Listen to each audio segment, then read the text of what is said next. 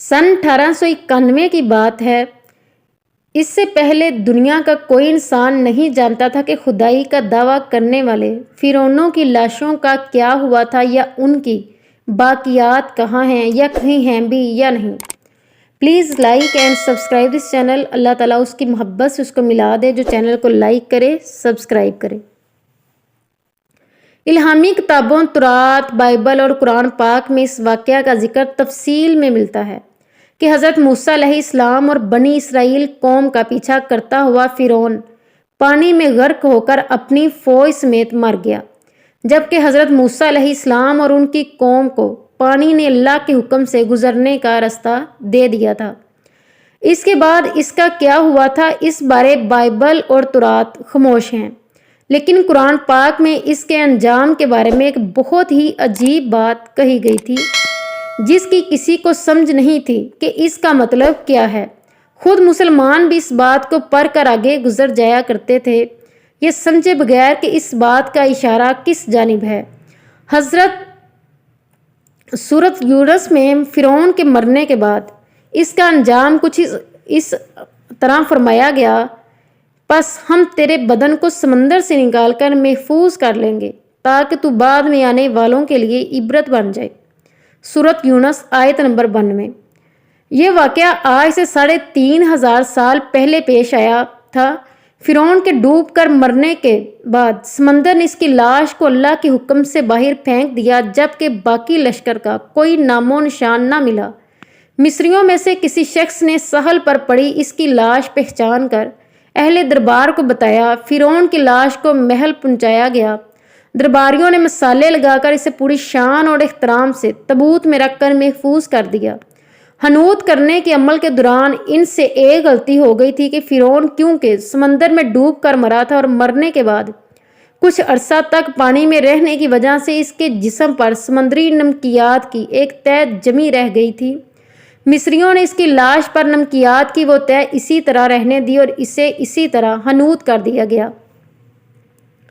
वक़्त गुजरता रहा, ज़मीनों आसमान ने बहुत से इनकलाब देखे जिनकी गर्द के नीचे सब कुछ छुप गया, हत्ता कि फ़िरौनों की हनूत शुदा लाशें भी ज़मीन की तहों में छुप गईं।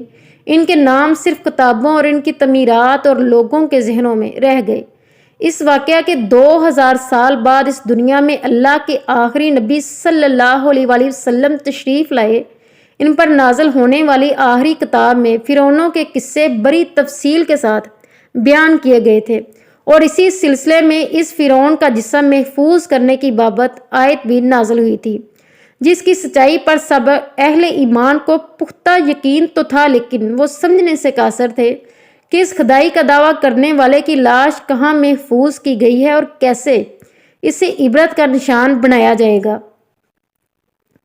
1871 में मिस्र के एक शहर गवारनिया में तल्लुक रखने वाले गरीब और मामूली चोर अहमद अब्दुल रसूल को फ़िरौनों के हनूत शुदा लाशों की तरफ जाने वाले खुफिया रास्ते तक रसाई मिल गई। अहमद अब्दुल रसूल नवारदात चोरी करके बेचा करता था। एक दिन वो दरियाए नील के किनारे के करीब तबीसा के मुकाम पर इसी सिलसिले में फिर रहा था जब इसे एक खुफिया रास्ते का पता चला। वहाँ वो नवारदात की चोरी के लिए जगह खोद रहा था कि इसी दौरान इसे कुछ लोगों ने पकड़ लिया और पुलिस के हवाले कर दिया। वो जिस जगह को खोद रहा था वहाँ से मिलने वाले रास्ते की जब मुसलसल खुदाई की गई तो सन 1891 को दूसरी मम्मियों के साथ इसी तरह गर्क होने वाले फ़िरौन की लाश भी मिल गई। इसके कफन के सीने के मुकाम पर इसका नाम लिखा हुआ था। इन मम्मियों को माहिरीन काहरा ले गए। जब इन मम्मियों का तफसील से जायज़ा लिया गया तो फ़िरौन वाली मम्मी पर जमी नमकियात की तह से तस्दीक हो गई कि ये वही फ़िरौन है जिसे अल्लाह ने पानी में गर्क करके बदतरीन अंजाम से हमकिनार किया था। ये बहुत बड़ा वाक़या था। इसकी तस्दीक के लिए दुनिया भर के माहिरीन आसारे कदीमा और साइंसदान मिस्र की तरफ उमड़ पड़े। मुख्तलिफ साइंसी टेस्ट करने के बाद दुनिया भर के साइंसदानों ने तस्दीक कर दी कि दूसरी सब लाशों की निस्बत सिर्फ फ़िरौन की लाश पर ही समंदरी नमकियात की तह जमी हुई है। इस तस्दीक के बाद इसे फ़िरौन की लाश करार देकर अजायब घर में महफूज कर दिया गया। सन 1982 में फ़िरौन की मम्मी ख़राब होने लगी तो इस वक़्त की मिस्री हुकूमत ने फ्रांस की हुकूमत को दरख्वास्त दी कि फ़िरौन की मम्मी को ख़राब होने से बचाया जाए, नीज़ जदीद साइंसी ज़राए से इसकी मौत की वजह मालूम की जाए। चनाचे मिस्री और फ्रांसीसी हुकूमत ने मिलकर मम्मी को फ्रांस ले जाने का इंतज़ाम किया। जब फ़िरौन की लाश को फ्रांस पहुंचाया गया तो एयरपोर्ट पर इस दौर के फ्रांसीसी सदर बज़ाते खुद हुकूमत के अहले ओहदेदारों, तमाम वुज़रा और फ़ौज के अफसरान के साथ इस्तकबाल के लिए मौजूद थे। फ़िरौन की लाश का इस्तकबाल किसी अजीम जिंदा बादशाह की तरह किया गया था। फौजी दस्तों ने सलामी दी। फ़िरौन की मम्मी को माहिर डॉक्टरों की टीम के हवाले किया गया। इस टीम की सरबराही डॉक्टर मोरस बुकाए था।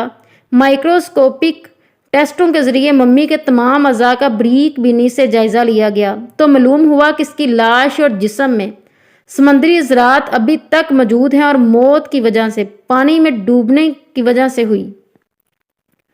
एक बादशाह की मौत पानी में डूबने की वजह से हुई, ये डॉक्टर मोरस के लिए हैरत की बात थी।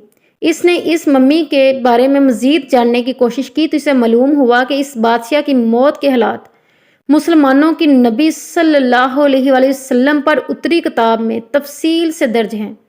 इसे इल्म था कि जहाँ से ये लाश मिली है वो एक इस्लामी मुल्क है। चनाचे तजस्सुस के हाथों मजबूर होकर वो मिस्र पहुँचा। वो एक साइंसदान था। इसने इस सिलसिले में मिस्र के एक ही साइंसदान से मुलाकात की। इस साइंसदान ने कुरान पाक खोल कर इसे सूरत यूनुस की आयत 90 ता 92 तर्जमा लफ्ज़ ब लफ्ज़ सुनाया। फ़िरौनों का खुदाई का दावा, इसका पानी में डूब कर मरना और फिर पानी से निकाल कर इसकी लाश का हनूत हो जाना, फिर दोबारा लाश का मिलना, फिर इसकी लाश को जदीद साइंसी दौर में दोबारा महफूज किया जाना, सब का इशारा एक जानब था और बहुत वाज़ेह था। तुझे बाद में आने वालों के लिए इबरत का निशान बना दूंगा। फ़िरौन की लाश ऐसे महफूज करके दुनिया के सामने लाकर रख दी गई कि इंटरनेट के एक क्लिक पर, रसाइल जराइद पर, टीवी चैनल्स पर और अजायब घर में अरबों इंसानों की आंखों के सामने क्रीख और पिचकी काबिल तरस हालत में मौजूद है। इबरत के लिए, सोचने के लिए कि इबादत के लायक और हमेशा रहने वाला वही सबका खालिक और राज़िक है। डॉक्टर मोरिस ने आयत का तर्जमा सुना तो इसी वक्त पुकार उठा, अल्लाह सच्चा है, कुरान सच्चा है और अल्लाह का नबी सल्लल्लाहु अलैहि वसल्लम सच्चे हैं। कलमा पढ़ा और मुसलमान हो गए। Please like and subscribe this channel. Allah ताला हम सब की आखिरत अच्छी करे। जज़ाकिल्लाह।